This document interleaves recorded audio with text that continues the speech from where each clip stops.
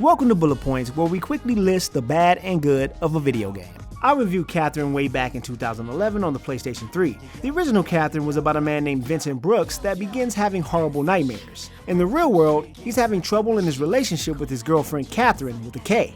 Not soon after, he meets up with another girl named Catherine with a C and ends up cheating on his girlfriend. His inner turmoil is depicted by the nightmares that he has after drifting off to sleep at night. Catherine Fullbody introduces a totally new character named Ren. Vincent helps her out of a jam and becomes involved with her as well.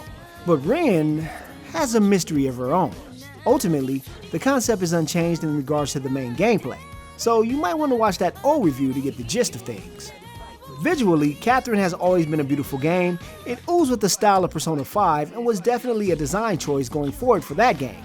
It's even more beautiful in HD as most of the jaggies around the environment is nullified. There are also some new cutscenes and glorious HD to appreciate. Sound-wise, the game introduces some new voice acting and changes the soundtrack.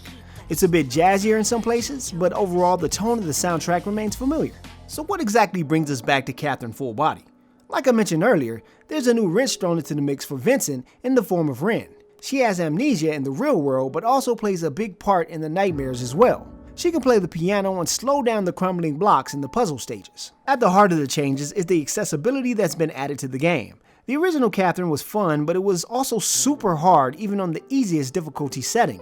That meant there was a lot of controller-crushing moments of anger that could cause people to quit the game. Catherine Fullbody adds a safety mode that autoplays the stage just in case someone wants to enjoy the story.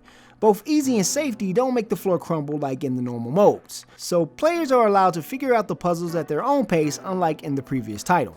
This is a game changer for people that were casually interested in solving the puzzles, but more interested in seeing the storyline play out. Now don't be crestfallen if you're looking for more content.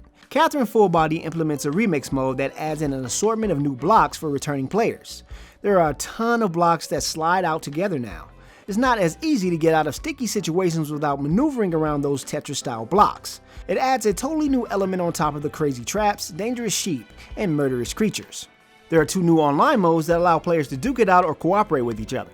And finally, the Babel Tower is still there if the puzzles in the campaign weren't enough. You can still wander around the bar talking to people, but there's a lot of new voice work relating to the new character, Ren. Ren's new cutscenes breathe fresh air into the story of the game. She's friendly and adorable and a good conversationalist for the values of the carefree Vincent. It's not just something they've thrown into the game without thinking it through. These added elements alone make Catherine Fullbody infinitely more engrossing and entertaining. If you haven't played or finished the original Catherine because of the daunting puzzles, Fullbody is the perfect place to jump in. Catherine Fullbody extends the story with a new character, new game mechanics, and a crying baby easy mode if you're not that into puzzles. Definitely give Catherine Fullbody a gander if you want to see some anime-style relationship issues.